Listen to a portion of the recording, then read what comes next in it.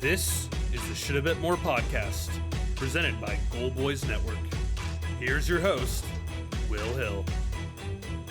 Welcome to the Shoulda Bet More podcast, presented by Goal Boys. Coming up on the show, Matt Youmans of VSiN will join us. We will break down the whole weekend in football. We'll go over NFL games, college games. We got Georgia, Texas. We got a great slate in the NFL with our rematch of the Super Bowl, Chiefs 49ers, Vikings, Lions. So we'll get all of Matt's picks. He's as good as it gets when it comes to breaking down these football games. But we will start with baseball. And I talked to Matt right before baseball, and then that will be segment 2 of the football. But segment 1 is all baseball because we are recording this a little after midnight on the East Coast, Thursday into Friday, and I am still reeling 3 hours later from what was a stunning, absolutely stunning ending to Yankees Guardians. One of the best baseball games you'll ever see. Now, look, if you have bets on the Yankees, if you're a Yankee fan, if you're rooting for the Yankees, that's not one of the best games you'll ever see. You're sick to your stomach, but what a baseball game. Yankees down 3-1 in the 8th. 2 out, nobody on. The best closer in baseball, Clase for Cleveland, lurking. Soto draws a 4-pitch walk. Clase comes in, first 2 strikes to Judge. Judge just looks kind of overmatched, and then he hits a line drive that never gets more than 7-8 feet off the ground, bangs off the wall. Scott hops over the fence, home run. Stanton comes up, 2 strikes, another home run. You're up 4-3. You're thinking, all right, 3-0, a sweep. We're going to the World Series if you're the Yankees. And then you got second and third in the ninth if you're New York. Nobody out. Wells strikes out. All right, you get a sac fly. You're up 5-3. You're in good shape. The bullpen's been good. And then an error by Rizzo in the top of the ninth, which, my goodness, the Yankees' first base situation has been a black hole for years now. I can remember growing up. It was Don Mattingly to Tino Martinez to Chichera. You had great first baseman after great first baseman after great first baseman. Yankees can't get a guy that can just field the position. Rizzo boots a ball, no big deal because you get a double play, 2 out, nobody on, you're up 2, you're about to be up 3-0, and let's face it, you're going to the World Series. Weaver's been fantastic, gives up a double, gives up a monster home run to Noel. It's going to extra innings and in extras. Once you blow a game like that in the ninth, especially as the road team, you just feel like you are doomed, and the Yankees were doomed. 2 out in the bottom of the 10th. Holmes, who's also been fantastic, gives it up. A 2-run shot to David Fry, and all of a sudden, instead of looking at a sweep and the Yankees Friday night looking to go to the World Series for the first time in 15 years, and you're making your plans around watching the final out, which is inevitable. Now you're in a series. Now you have a chance, if you're Cleveland, to tie it up. Heel goes for the Yankees. Gavin Williams goes for Cleveland. Neither guy has pitched this regular season. Both are very talented young pitchers. Both can kind of lose the plate. Walks have been an issue. Base runners, base traffic has been an issue. Cleveland, we know as soon as their pitcher gets in trouble, they'll be running to the bullpen. If you believe in momentum, obviously the Yankees are in trouble, but the Yankees have been in this situation before. Remember 2 years ago, they were 1-1 with Cleveland. They had a lead in game 3 in the 9th inning. They blew that in just horrific fashion. You figure, all right, momentum, they're done in this series. Well, they won game 4 and they won game 5, both pretty comfortably, and advanced to the next round where they lost to Houston. And even the one moment, this is dating back a while now, the one moment of truth the 98 Yankees had was down 2-1 to Cleveland, where they were on the ropes. If they lost another game, hey, you're down 3-1, and I don't care how good you are, you're in some trouble. They won that game 4 with El Duque, even the series, and that team never lost again. They won the final couple of games. They beat Cleveland in 6, and then they swept the Padres. So every team that wins a championship has these moments of truth where you face some adversity, you face, you're back up against the wall. This isn't even that for the Yankees. You're still up 2-1, but the way you lost game 3 makes you nervous in terms of my goodness, this team was dead. This Cleveland team was completely eliminated, and the series was over. And just a 1 in a million shot, 2 out, nobody on, 2-run lead. They win the game, and now you give them some life. So, look, I think the Yankees are still in good shape. I think they figure out a way to, at least get a split over these next 2, and then probably win it in Yankee Stadium. But look, that's not what we were talking about the other day. We're talking about this series not getting back to Yankee Stadium, but still, you're up 2-1. You got the better lineup. You got the better team. Cleveland still has to beat you 3 out of 4. I know you hated the way it ended, and if you're the Yankees and you're a Yankee fan, you're just sick to your stomach over how it ended. But if you can win this game 24 hours after that, 24 hours from that ending, you'll completely forget about game 3. If you're up 3-1, you'll feel much better about this series, and you'll go back to thinking this series is over. And I wouldn't bet the Yankees here, but if I had to pick Yankees or Guardians, I'd pick Cleveland to I'd pick Yankees to beat Cleveland here in game 4, and probably, coin flip between wrapping up in 5 or wrapping up in 6. So from a betting perspective, they have odds on American League Championship Series MVP. Carlos Rodon is 25-1. If you do think the Yankees are winning game 4, Rodon is 25-1. He pitched a gem in game 1. He's lined up to pitch the clincher in game 5. If the Yankees do win in game 4, I think Rodon at 25-1 ALCS MVP is a good look. Again, this is more nerve-wracking than it needs to be. This series should have been over. This bullpen that was great all postseason so far, you figured would come back down to earth, because look, they were not good all spring, all summer. We talked about them, since we've been doing this podcast, is a major weakness, and a weakness they didn't address. I know that they pitched well here in October, but I'm not surprised that it's flaring up and regressing a little bit back to back to what we saw in the regular season. But the Yankees minus 360 to win the series. They are still in good shape. Makes for an interesting game for them. My goodness, if they ever did blow this series, they are this is one of the all-time worst losses you could possibly imagine in terms of a series, because this thing was done. It was over. But look, if you're Cleveland, you say, hey, we had control in the 8th inning, and you guys stole it from us, and then we stole it back. So both teams could have said, hey, we were in control. The one thing the Yankees need to do, who coaches this team in terms of base running? Jose Trevino, first and third, 1 out, a 1-0 Yankee lead. How do you get picked off there? You're the fat catcher who's not going anywhere. How do you get picked off there? And Verdugo, by the way, is on third base. He should have ran home at some point in that rundown. They run the bases so poorly. It's like a bunch of players who've never played baseball before. I mean, you see little league teams don't do this stuff. It's embarrassing for Boone. It's embarrassing for everybody that they continue to run the bases in such an embarrassing fashion. And really, you look at the 2-1 lead they have. I mean, they won the first couple games because Cleveland was walking people because of wild pitches. Cleveland was dropping pop-ups in the infield. It's not like the Yankees have just torn the cover off the ball. So I do think, again, I do think the Yankees are the better team. I do think the Yankees still advance, but there is still a lot left to be desired with this Yankee bunch.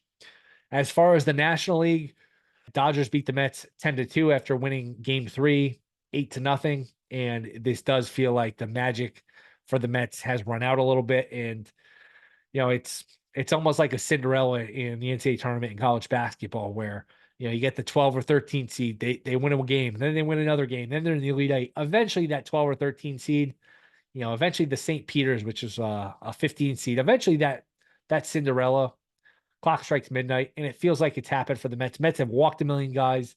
They hit into some hard luck where they've had guys on base, and they've just, they hit line drives right at people. But that being said, Dodgers are up 3-1, and you go back to the beginning of the season, Dodgers over under for wins was 104.5.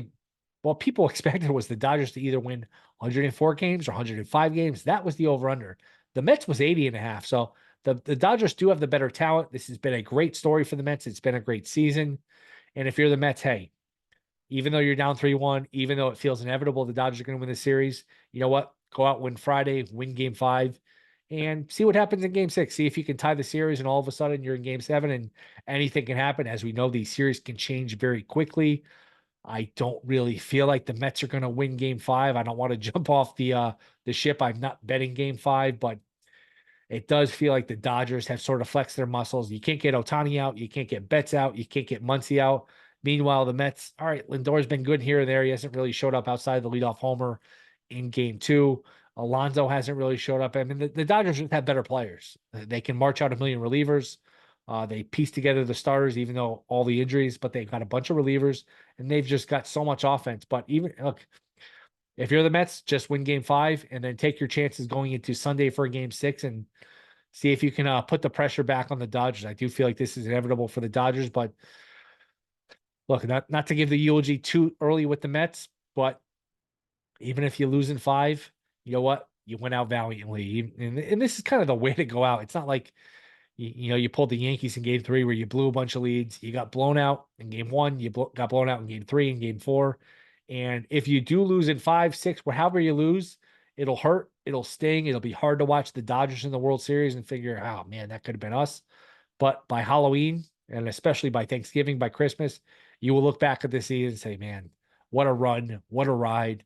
Didn't expect anything, didn't even expect to make the playoffs. Then you get in, have that great win over the Brewers, beat the Phillies, win a game against the Dodgers. Everything from this point is gravy. So it does feel like this is the Dodgers. I wouldn't bet the Dodgers in game 5 because you never know with the Mets, man. This magic carpet ride, you can never quite count them out. And maybe they have another run in them. Maybe this takes another turn where they at least make the Dodgers sweat going back to LA. But it does feel like the Dodgers here are the better team, and would have been a great story to see the Mets get to the World Series, but the Dodgers just have more power, more more offense, more options out of the bullpen. And the Mets, if you're the Mets, man, you can't keep walking guy after guy after guy. I know Tony's great, but you can't put him on every time, and you're setting yourself up for these big innings when you walk player after player after player, which the Mets have done here, just a million walks in these first 4 games of this series. So I think the Yankees find a way. They probably split the next 2 and win in 6. I wouldn't be shocked if they won the next 9. If you ask a Yankee fan right now, they feel like they're never going to win again. They feel like Cleveland has captured momentum in the series. Baseball doesn't always work like that. If the Yankees score 2 runs in the first inning tomorrow, that momentum is out the window. So the Yankees feel like they're never going to win again. The Mets feel like they're never going to win again. Baseball doesn't always work like that. So I will say the Yankees win on Friday, and we have 2 games here on Friday. Mets, Dodgers, 5:00 Eastern. And that's a fun one. That's an unusual one just in terms of the start time. And it is great having day baseball. And now that I think about it, this is the last time until next April that we are going to have day baseball. It is Flaherty -140 against Peterson, 5:00 Eastern, and then it is Heel against Williams. Yankees -118 against Cleveland here. The total for Dodgers Mets 7.5. Total for Yankees Guardians 8. I'll say both New York teams win. I'll say both New York teams. I wouldn't bet on the Mets because again, it feels like the Mets and Dodgers, the superiority of the Dodgers has identified itself. And would you be shocked if this is 5-0 Dodgers in the 3rd inning and this has become a coronation for the Dodgers? I wouldn't, but I do think the Mets have a little bit of heart, have a little bit of another chapter to write here where they force this at least to LA. But again, am I confident enough to bet it? No, because I feel like the Mets magic might have run out here. I do think the Yankees, as much as I don't trust Heel, and both these pitchers, again, both these pitchers tomorrow are similar in terms of Heel and Williams. Both have good stuff.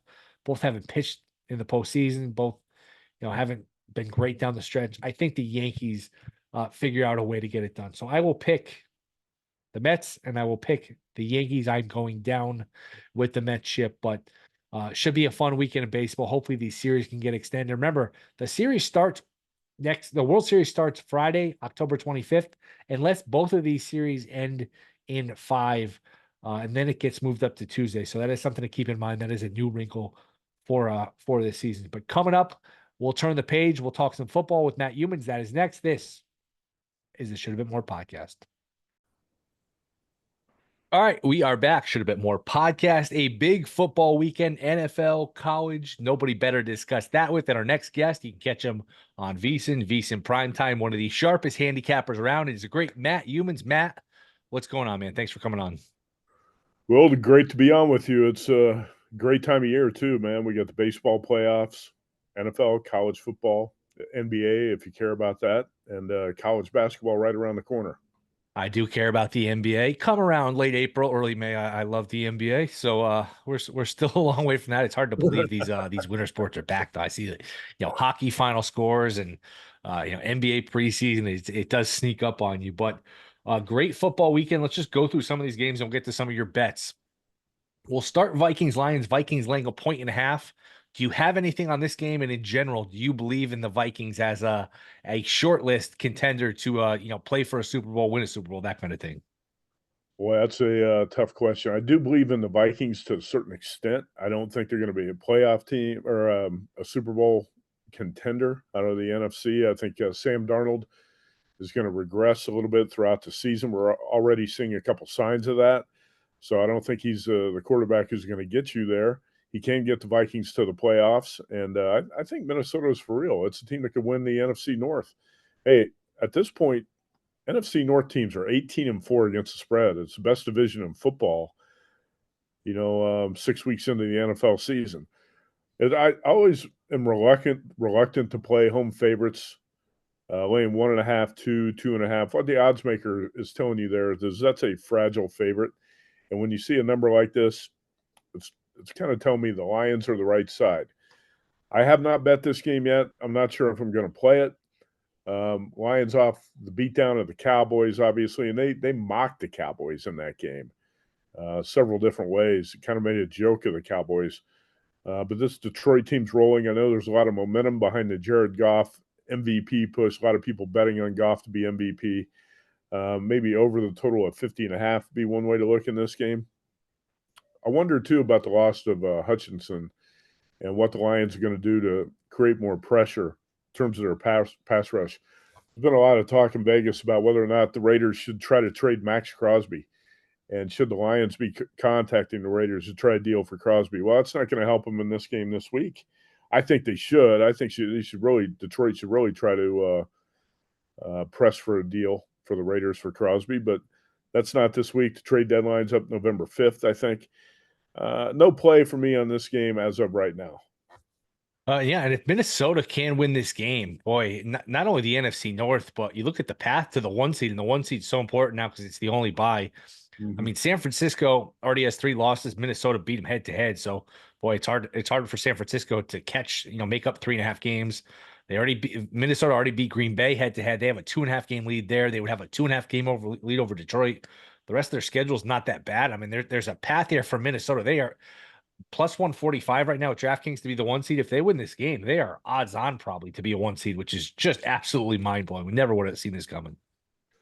No, I can't say Wes Reynolds of VSiN said before the season he thought the Vikings were going to be a sleeper team in the NFC. So Wes looks like he hit the bullseye on that one.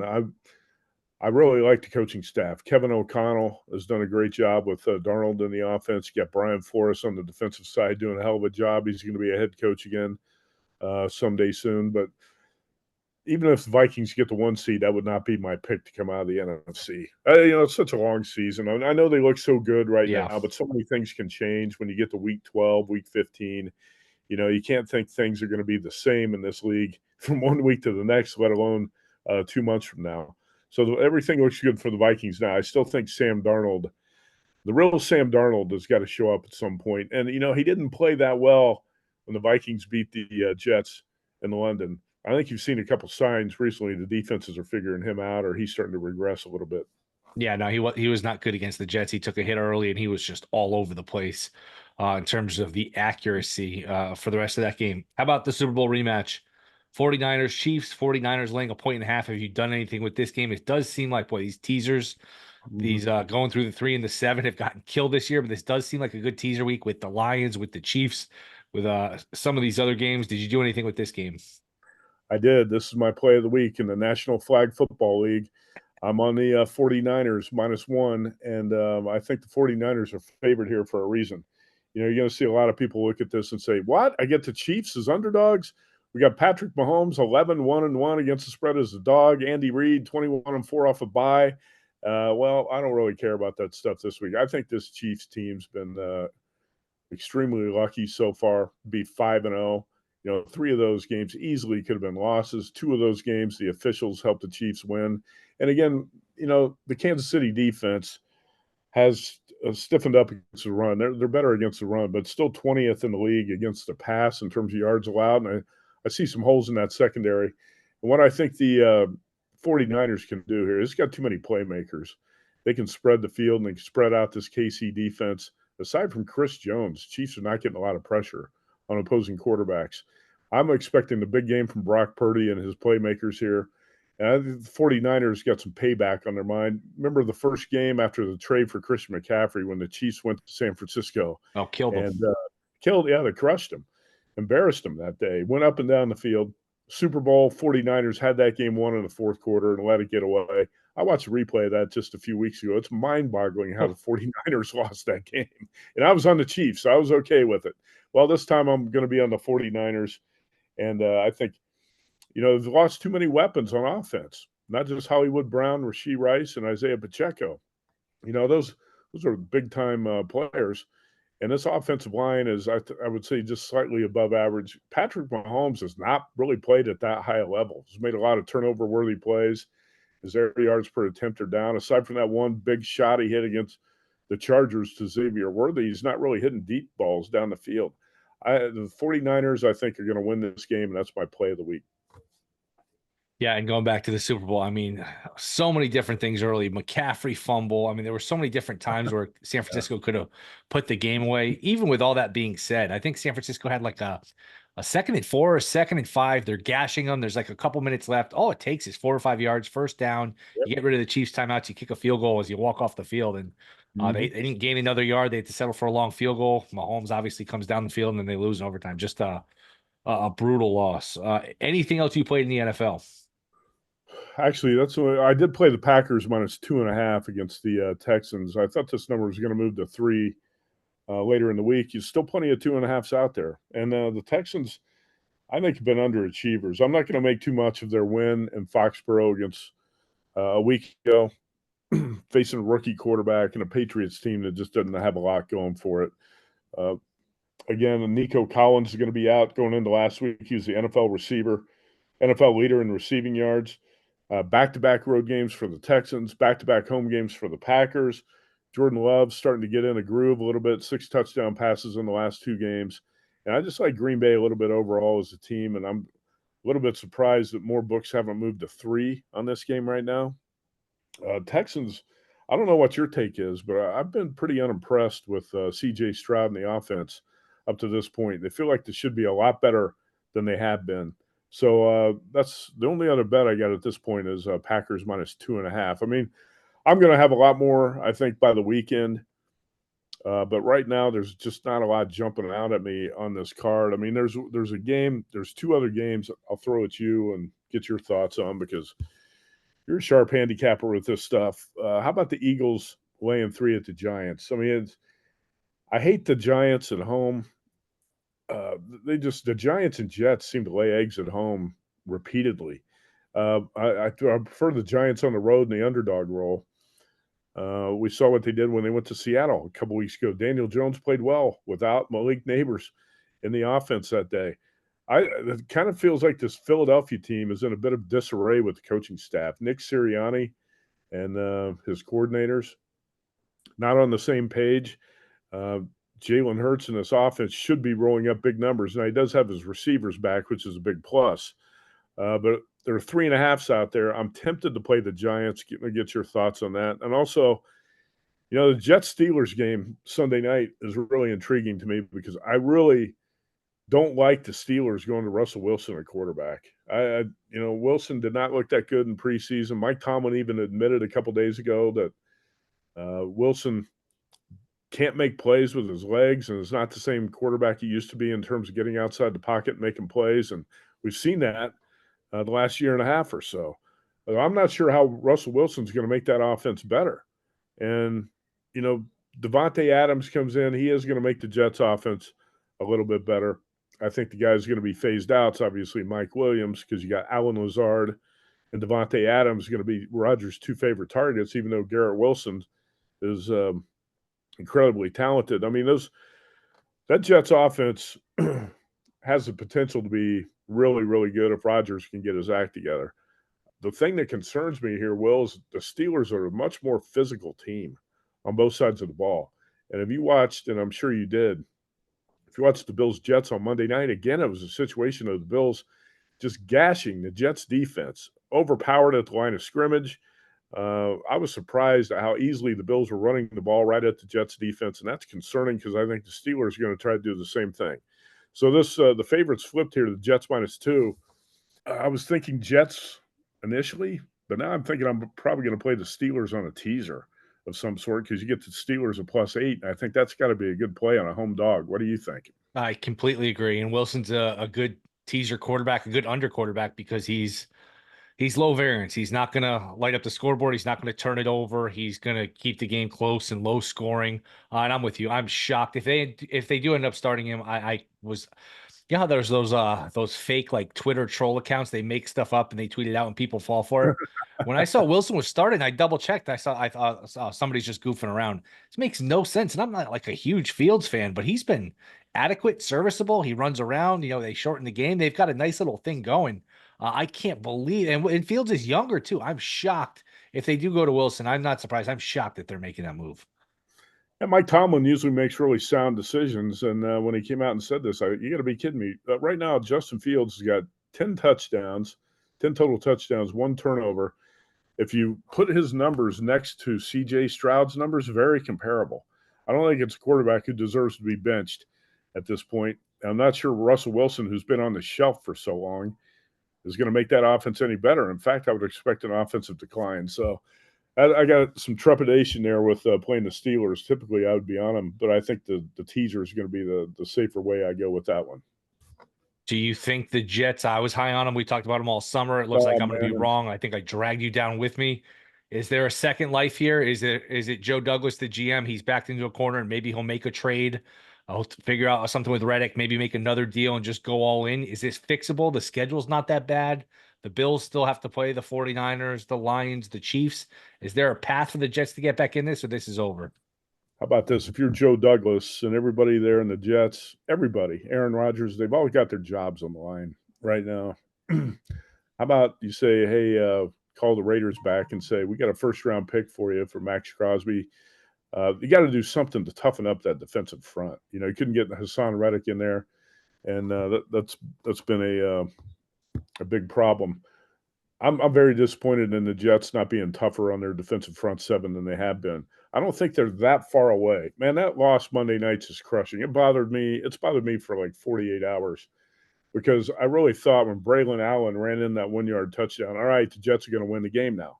And then just like every other effing NFL game you watch, you got to look down the corner of the screen to see if the flag sign is going to light up. And there it is, the yellow sign, flag, holding call. You can debate whether or not it was a hold or not. I just think Tyron Smith pushed his guy to the ground. Didn't look like he grabbed his jersey. Braylon Allen was by him in the end zone. Some will say it was a hold, others won't. But, I mean, that's a crushing penalty. Pushes you back to the 11-yard line. Instead of 27-20, you got to send that clown kicker out there to miss another field goal. That might be the big difference in the Jets season and who wins the AFC East. That was just a crushing penalty. And it's bothered me for the last couple of days. I'm just so tired of watching these NFL games where the officials have such a say in the outcome of the games. You know what? We were talking about the Steelers and the Raiders. I know a lot of people want to dump on Antonio Pierce and the Raiders. That's a trendy thing to do right now. But I went back and watched the tape of that game again Sunday night. Justin Fields had an interception that was negated by a roughing the passer call that was completely bogus. And a couple plays later, the Steelers end up scoring a touchdown, okay? Raiders come down a possession or two later. Aiden O'Connell throws a screen pass for a touchdown. It's negated by an illegal man downfield penalty. I watched the replay and I rewound it several times. There was not an illegal man downfield. There was no man downfield. It was a phantom flag. That took a touchdown off the board, and then 2 plays later, the Raiders fumbled at the goal line. Now, those are monster plays in that game. And I think a lot of times the public perception is shaped, by the final score. Oh, the Raiders got blown out by the Steelers. That game was played a lot closer than the score indicates. And by the way, the Raiders and the Rams, that's another interesting game this week. When I watch the Raiders offense again, I don't think there's a team in the league that put out worse wide receivers than the Raiders did in that game on Sunday. It was a joke of a wide receiver core that the Raiders put on the field. Brock Bowers, yeah, he's a weapon as a rookie tight end, and the Raiders used him on the first drive of the game to go down the field and score. After that, Pittsburgh's defense adjusted, and they started taking away Brock Bowers and said, okay, now who are you going to beat us with? And the Raiders had nobody to beat him with because they didn't have Devontae Adams or Jacoby Myers out there. And it was embarrassing the lack of playmakers the Raiders actually had on the field. So what's Aiden O'Connell supposed to do as a quarterback when you don't have anybody around you who can make plays? But that's another thing that was a little concerning to me about the Steelers. They didn't actually play that well. I know the score was 32-13, but they had 2 big calls go in their favor to make the game look like more of a blowout. But as far as the Jets go, Yeah, I'm really concerned, man. That was a big loss to the Bills on Monday night. It's a huge setback. Um, we're going to need a couple lucky breaks, man. Things are going to have to turn around for the Jets to make some sort of run here because Josh Allen looked like he got his swagger back. And the biggest difference I saw between the Jets and the Bills on Monday night was Josh Allen was able to, well, how many times did he escape pressure when you thought the Jets were going to bring him down, drag him down behind the line of scrimmage, and he does a Houdini act, and he runs out, he gets out in the open field and makes a big play. Rodgers can't do that anymore. Nope. And Allen, he had a bad fumble. It was right before the half, but his guy Yeah. jumped on it. So a lot of this stuff is, like you said, it's luck of the bounce, luck of the call. Just hope it goes your way sometimes. Who is the best team? Before we move on to college football, who's the best team in the NFL? I would go with the Ravens right now. I think Lamar Jackson and that offense have so many ways to beat you, and they're good enough defensively that I think the Ravens are probably the best all-around team. But it's, I had this discussion with Mitch Moss and Paul Howard and JVT on the show about a week ago on Monday. How many elite teams are there in the NFL right now? 49ers, you would say, are an elite team, but they're not really playing like it. Right. So you got the Chiefs, the Ravens.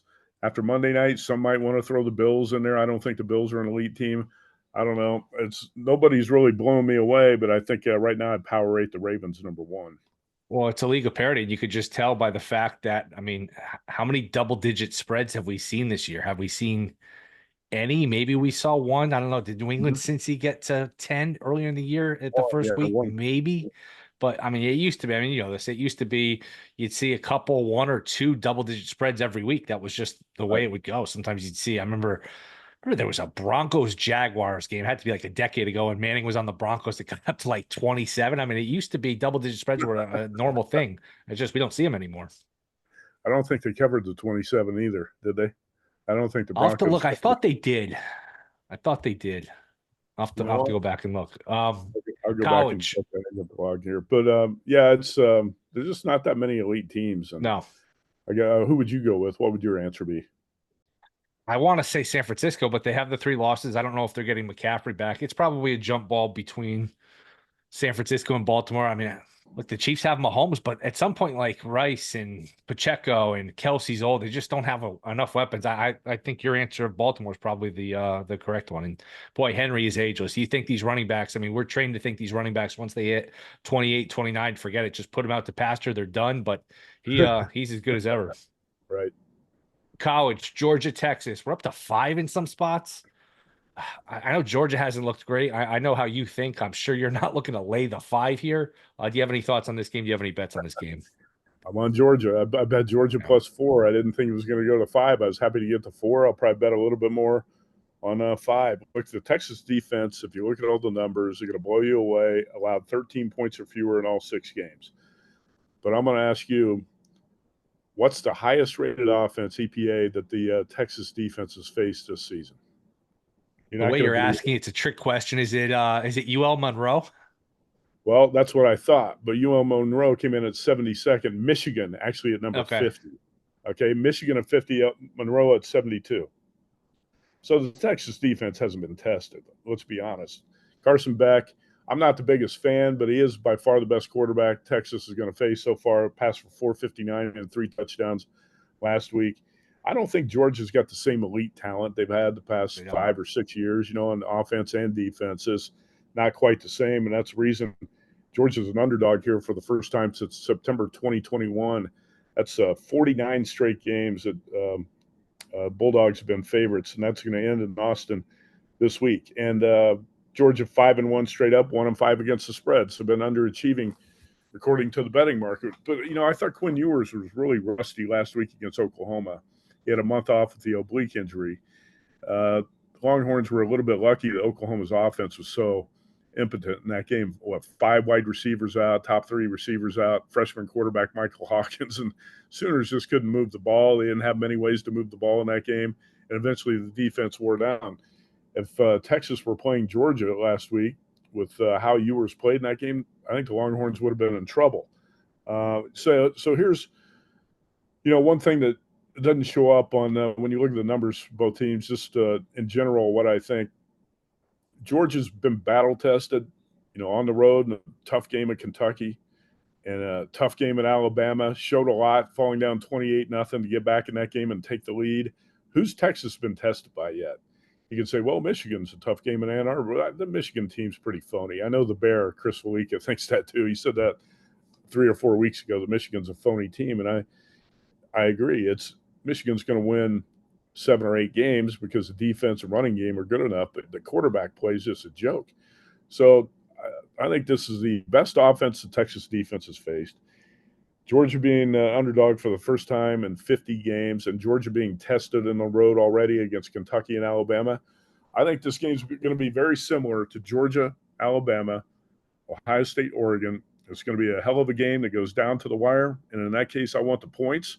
I think Kirby Smart and the Bulldogs catching 5 is too much here. So I'm on Georgia +5. I am with you.